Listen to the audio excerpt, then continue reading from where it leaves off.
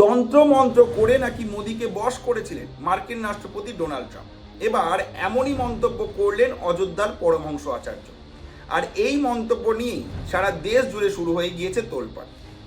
দিনটা ছিল 29শে জানুয়ারি। ইউজিসির নিয়মের ওপর স্থগিতাদেশ দেয় সুপ্রিম কোর্ট। নির্দেশ দেওয়া হয় একটি নতুন কমিটি করে নিয়মগুলো নতুন করে তৈরি করা।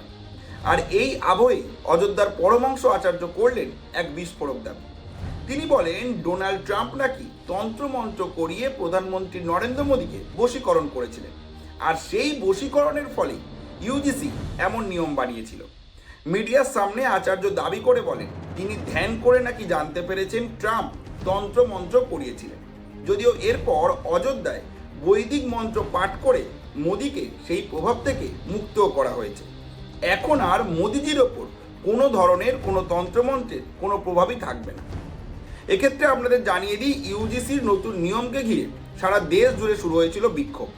পরমহংস আচার্য প্রথম থেকেই এই নিয়মের বিরোধিতা করছিলেন। তিনি বলেছিলেন এই নিয়ম লাগু থাকলে দেশে গৃহযুদ্ধের মতো পরিস্থিতি তৈরি হবে, বিজেপি সারা দেশ জুড়ে শেষ হয়ে যাবে। এমনকি প্রধানমন্ত্রী মোদীর কাছে এই নিয়মের জন্য ইচ্ছা মৃত্যুর অনুমতিও চেয়েছিলেন তিনি। অর্থাৎ একদিকে সুপ্রিম কোর্টের আইনি হস্তক্ষেপ, আর অন্যদিকে তন্ত্র মন্ত্র বশীকরণ ঘিরে সোশ্যাল মিডিয়ায় ভাইরাল মন্তব্য। তাই স্বাভাবিকভাবেই প্রশ্ন উঠছে, এই ধরনের বক্তব্য কি মূল ইস্যু থেকে নজর ঘোরানোর জন্য করা হচ্ছে, নাকি বিতর্ককে আরো উস্কে দেওয়ার জন্য? আপনার কি মনে হয় জানাতে ভুলবেন না কমেন্ট করে।